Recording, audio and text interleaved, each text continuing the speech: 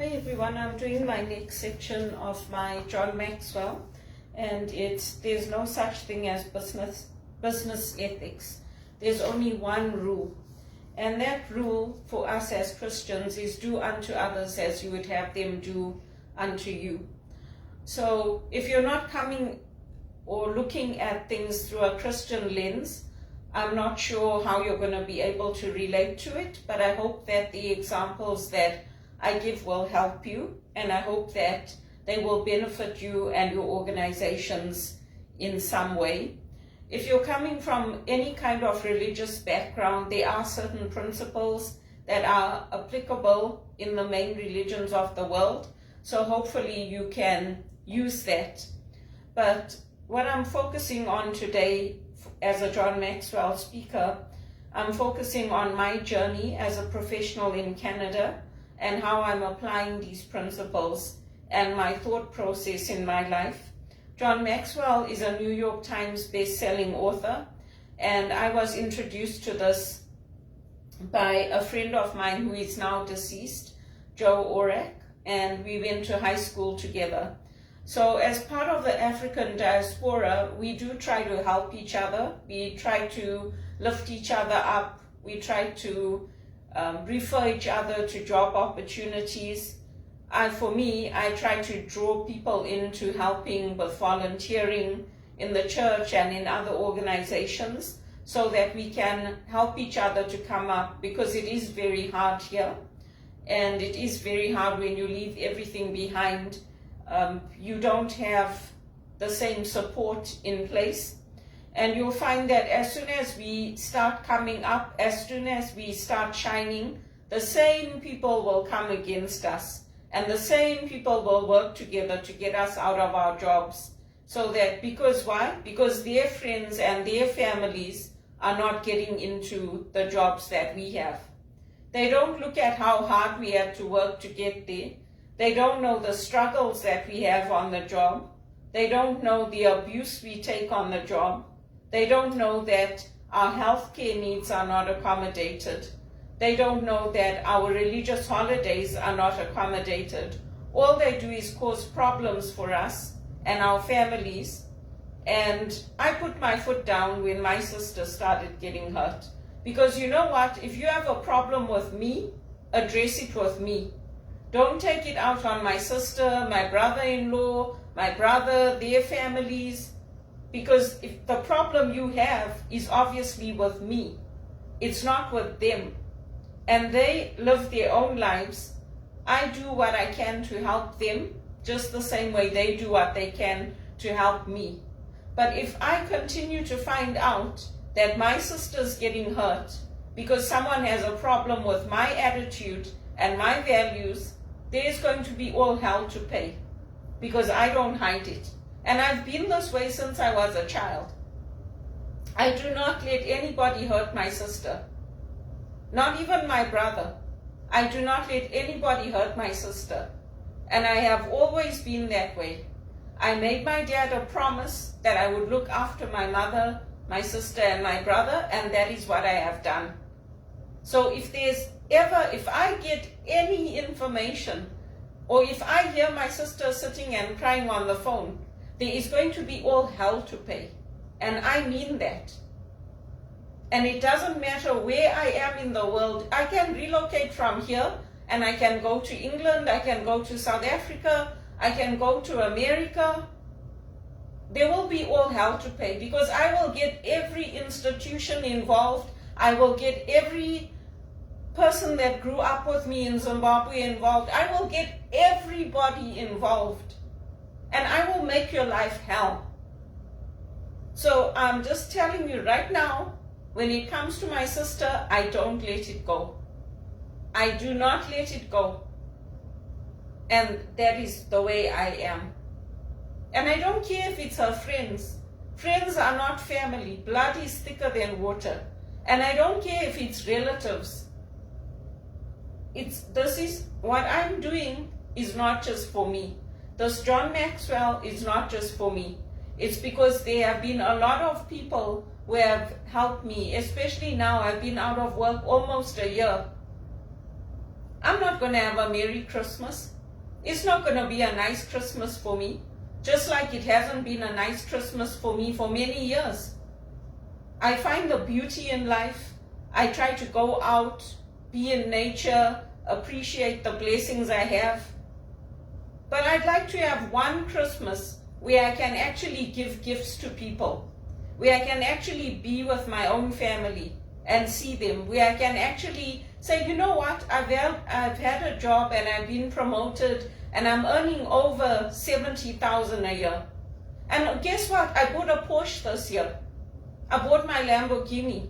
And I've also got a house, and in that house, I have a prayer room, I have a place for the Blessed Sacrament, I have a music room, I have my own swimming pool, I have a spare bedroom where people can come and stay. I don't have to sleep on the floor going to relatives. I can go and stay in a hotel because I can actually afford it.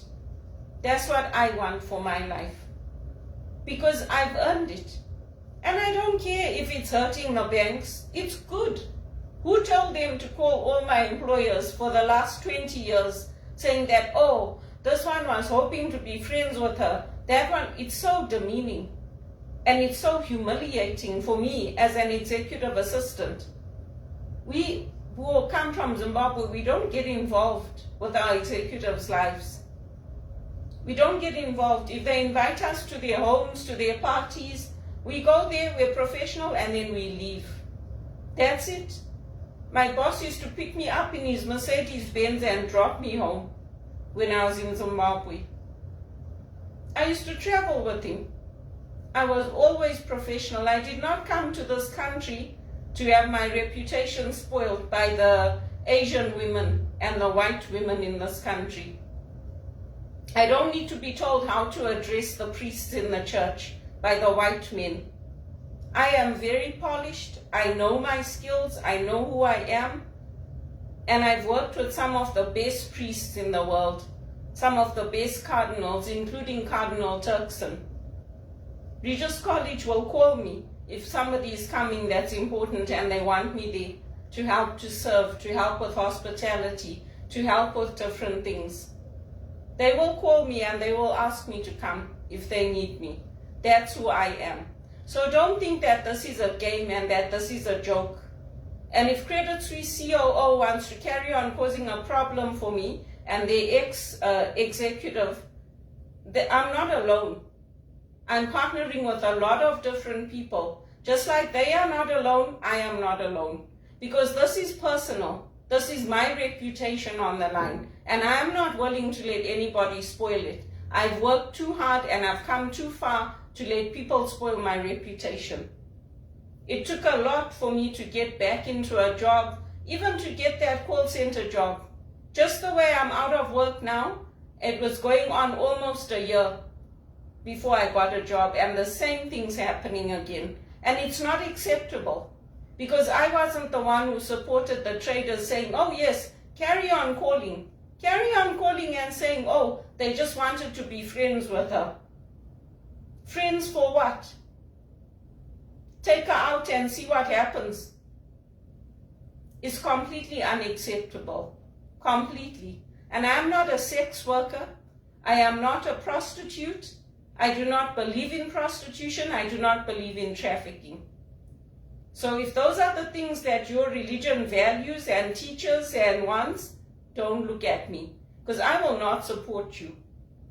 I will not support you on it, and don't expect me to have any compassion or any empathy for you, because I will not. I will not. And you pick up the phone, you swear at me, you shout at me in the call center work, because you're frustrated that something didn't happen the way you wanted it to go. But you know what? It's not my fault. We sent your package out. We did everything right. If there's a disaster or it didn't get delivered, you call and you swear at me until my health goes down, until I can't take those calls anymore because now I have a problem with my ears, until I get anxiety. And this has been going on for years. And the stupid executive will say, oh, well, that's the model. That's the model for who? So you can make millions in your shares and your share prices and pay people peanuts. So they can't even afford to pay for electricity and rent and buy homes and travel. You know what? This is what you call a sick society. It's sick. Because that is not the way to treat people. It's not the right way to treat workers. It's not the right way to treat employees. It's not right to not give people religious accommodation and healthcare accommodation when the Christians are the ones that make things better for everybody. Right now in Australia, they're banning the hijab. It's good. If you want to wear your hijab and all that, go live in Iran. Even the women there are standing up to what's happening. And it's good. The change should come from their own women. Their own Muslims, they should change it. But they want to come here to Canada, and then they want to burn our religions, they want to burn our churches, they want to burn our crucifixes, they want to break the churches, and then they want to say it's in the name of human rights. And they also want to promote prostitution as sex work and then say they have rights. What rights do they have? It's wrong. It's wrong what's happening in this world today. And that's why we're saying you can't teach business ethics. Because it's the people at the top, it's the people who are earning the millions that are supporting it and that are allowing it. And it shouldn't be that way. It shouldn't be that way. I don't go to anything without being invited. When I go to the events that the politicians have, Marco Mendocino, Robin Martin, all these MPs, they invite me. I don't just go there. For the One campaign, yes, I'll tell them, if Justin Trudeau is coming, please make sure that I'm invited, because I represent the One campaign and I would like to see him. I would like to meet him because I've never met him. So then they will do it for me. And we are supposed to do that. We are supposed to ask for their time. We are supposed to call them and let them know what issues are important to us and why. We're supposed to request their time. And you can't say, oh, who does she think she is requesting Bono's time? I have a right to request his time. He has the right to say no and hurt me and disappoint me, but I have a right to request his time. Just the way I have the right to request our new CEO's time in Didi for the One campaign. And she can say, no, you know what, Belinda, I'm not coming because I've got all these people that I'm meeting with. I'm going to meet this President of America, I'm going to Africa, I'm going to South Africa. But she has told me, she said, when I make my trip to South Africa, I'm going to send you my agenda. I want you to be involved. I want you to make calls for me. She's told me. So these things are important to me. I'm tired of people treating me like I'm a stupid Indian girl that came here from Africa yesterday, that has no sense of decorum, that has no sense of etiquette, that has no sense of ethics. I'm tired of it. And I'm tired of people treating my sister that way too. I've had enough of it. Our family don't deserve what is happening to us in Canada. We don't deserve it. It's been going on since childhood. It's the same thing with my brother. And when you ask for some support, oh, you should go and talk to somebody in the church or go get psychiatric care. Why? Because people can't be bothered to make time for us. But when they need something, oh, why don't you come and have a coffee with me? But when we need something, who's there for us? That is not the way that our religion works. It's not the way that Christianity works. And it's time people woke up. Because it's not acceptable. It's not acceptable. We have to develop personal discipline. This year, for the One campaign, I have attended monthly meetings. I've attended monthly meetings and they set up at a time where they're after work so that people like me who are working when we're working can join the calls. I've written to Justin Trudeau asking for his support for Canada-Africa initiatives so we can exchange knowledge, so we can help each other. There's a lot of good work happening in Africa that Canada can learn from if people here are open to it, and vice versa. I've made a video for Gavi to support getting vaccines out to Africa instead of letting them expire here. Because when I grew up, we couldn't get vaccines. Our parents used to cry because the vaccines were not available and children were dying. So we needed those vaccines so our systems could build up immunity to them. I posted a message to Mary Ng to ask for her support as a minister for the initiatives I'm involved in. I don't just sit back and say, oh yeah, I'm self-entitled, everything can just fall into my lap. I'm good with my money, I cut back. And when you're living like me for years and years and years on debt, it's easy for others to say, oh, you're not a responsible person. What have you saved? Have you walked in my shoes?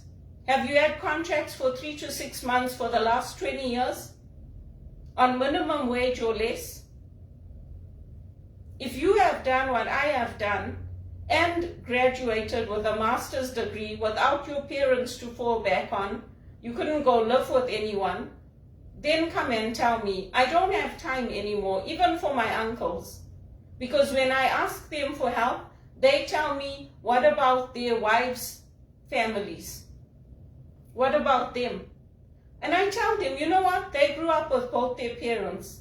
If something happens to them, they can move back in with their parents. I do not have that. And I would like a little more compassion for what I have been through and what my mom has been through and what we've had to do, instead of everybody always coming down on me. I tell them now, because I'm tired of it. And then the third point he says is we have to know where our weaknesses are. If we know our weaknesses, we won't be taken by surprise. And we won't allow others to exploit our weaknesses so that they can benefit from them.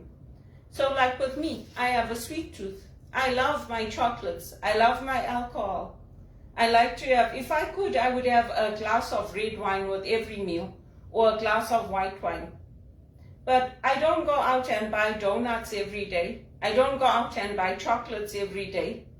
I don't go out and buy a Starbucks every day. If I had the money, yes, I would do it. But I don't have the money. So I cut back. If I have to, I'll have an egg. I'll make an omelette, a 2-egg omelette, and I'll have that for supper. I cut back. I know where my strengths are. I know where my weaknesses are. And that's what we have to do in our organizations too. It shouldn't always be about, oh, we need to cut costs, so we'll just let people go.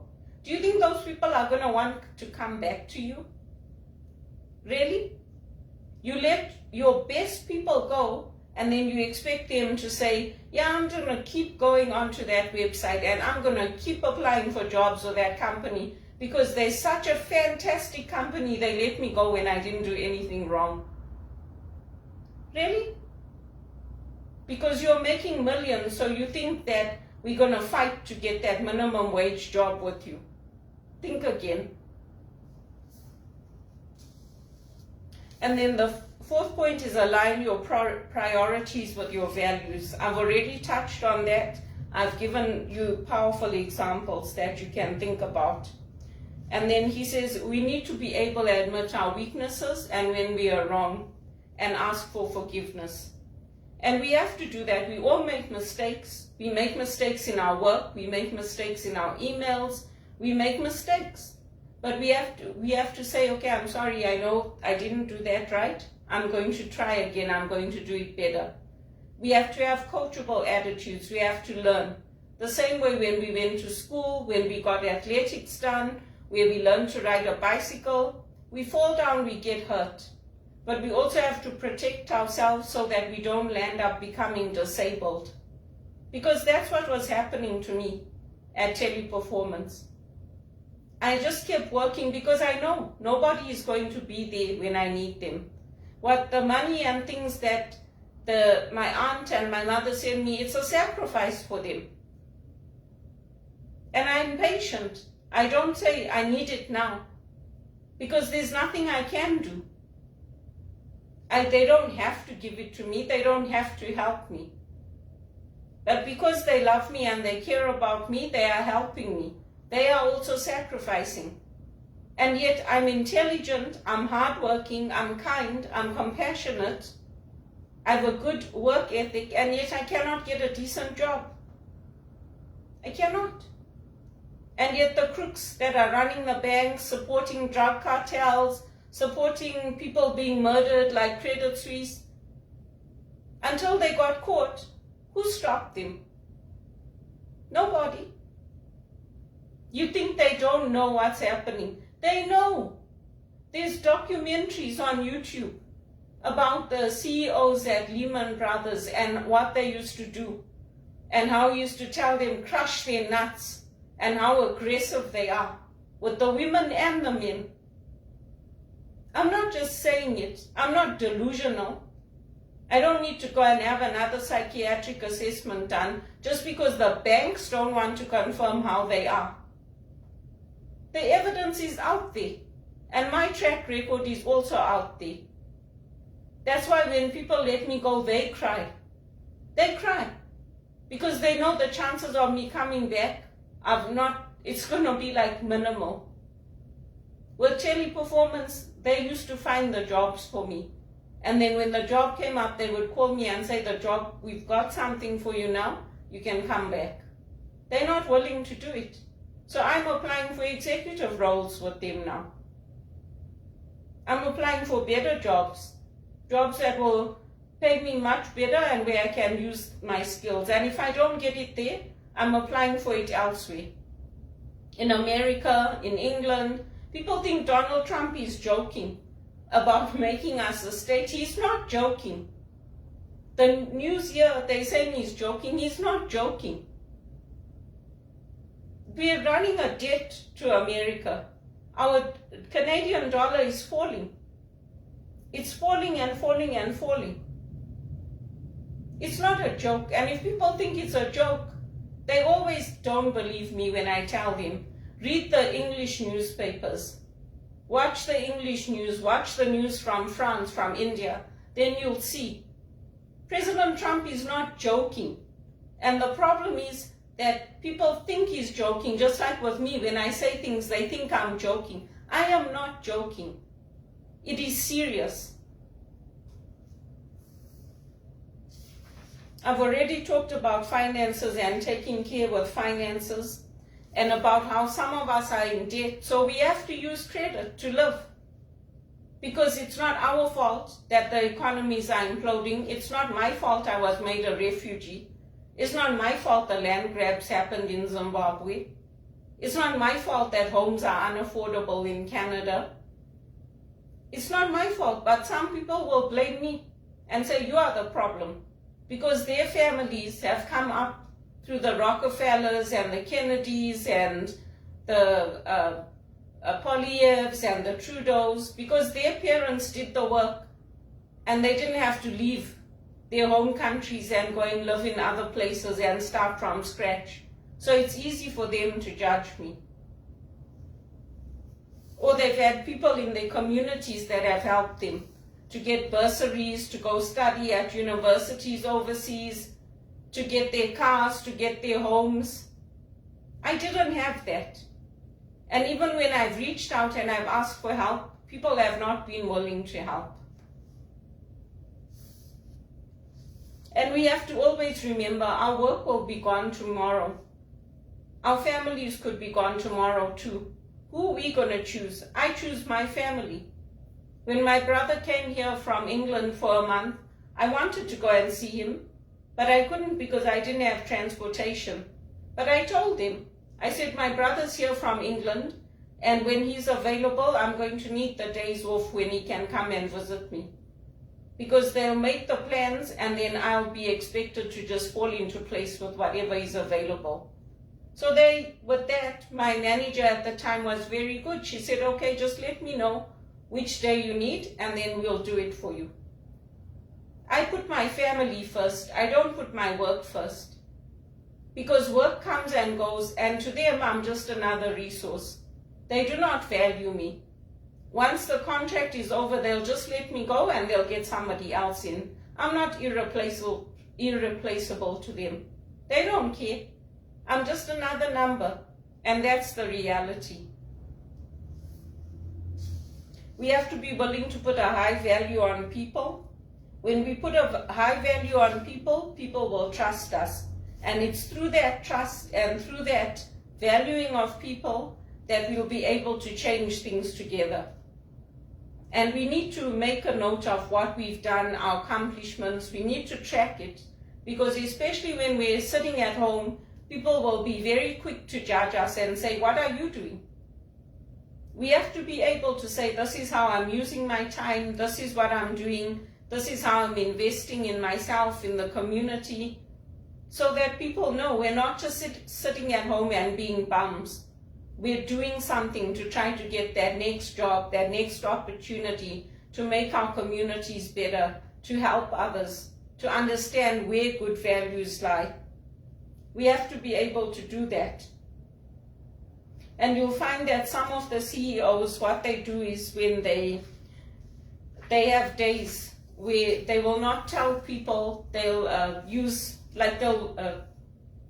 they'll wear masks, or they'll pretend like they wear wigs and things like that. They'll go onto the floor, they'll observe people, they'll take calls, they'll do the work that people are doing on the front line, so that they know where the pain points are, where the pressure is, how they can change it, instead of sitting in their glass towers and sitting in their fish bowls and telling everybody else how to do it. And those are the CEOs that do the best. Those are the CEOs that know which employees are struggling, which employees have family problems, which employees need a little bit of help. Those are the ones where the companies will do well. And we did that in Zimbabwe in our businesses. We didn't just dictate to people what to do. We worked alongside them. Our employees were our partners. They were not slaves like we are here in Canada. And I say that because that's been my experience, and it hasn't been a good experience. It's like, do it or else. That's how I got treated. Final written warnings, make one mistake, they let you go. I got treated very horribly. There was one time I was walking downtown. I was coming back from an interview, and I fell. And I went into the business and I asked them, can I please sit here for a moment? I fell down. They said, that's fine. And I said, can you give me a glass of water? They said, no, go and buy a glass of water. That's how I got treated here. So it hasn't been a positive experience for me. I don't treat people that way. I don't respond to people how people have treated me. But this is what I'm talking about, where I say you can't teach business ethics. Because you can't. And there's a lot of stigma. There's a lot of racial stigma. There's a lot of discrimination. Even the way I talk, my accent gets used against me. But that's the reality. And that's what we are facing in this country. And that's why John Maxwell has written these books. Because it takes a lot of courage and a lot of strength to keep going and to keep doing the right thing when everything's coming against you. It's very, very difficult. And that's where our faith comes in. That's where our hope comes in. And that's why we have to keep looking for the beauty in life. Because if we don't, we will give in to despair. That's why people take their lives. Because they don't see any hope for the future. That's what happens. And that's why this matters to me.